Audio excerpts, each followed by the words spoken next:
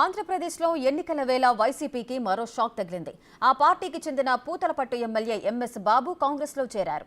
Kadapa parliament నియోజకవర్గం పరిధిలో ప్రచారం నిర్వహిస్తున్న స్థానిక అభ్యర్థి పీసీసీ చీఫ్ షర్మిల సమక్షంలో కాంగ్రెస్లో చేరారు. మంత్రి పెద్దిరెడ్డిపై ఓ రేంజ్లో విమర్శలు చేస్తున్నారాయన.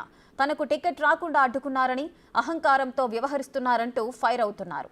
త్వరలో జరిగే ఎన్నికల్లో పూతలపట్టులో తన సత్తా ఏంటో పెద్దిరెడ్డి రామచంద్రారెడ్డికి చూపిస్తానంటూ ఎంఎస్ బాబు సవాల్ విసురుతున్నారు.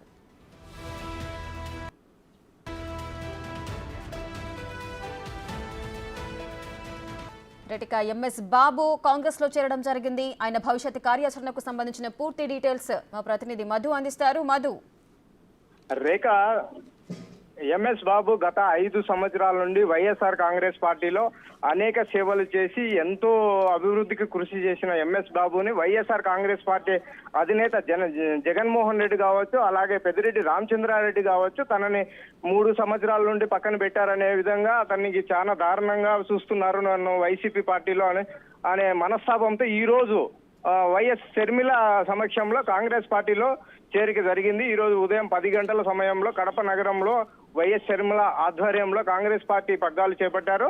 అయితే రాబోయే 2024లో 24 ఎన్నికల్లో పూతలపట్టు నుండి తను పోటీ చేసే విధంగా కాంగ్రెస్ పార్టీలో చేరాననే విధంగా చెప్పుకొస్తున్నారు MS Babu. Rekha, right, thank you Madhu.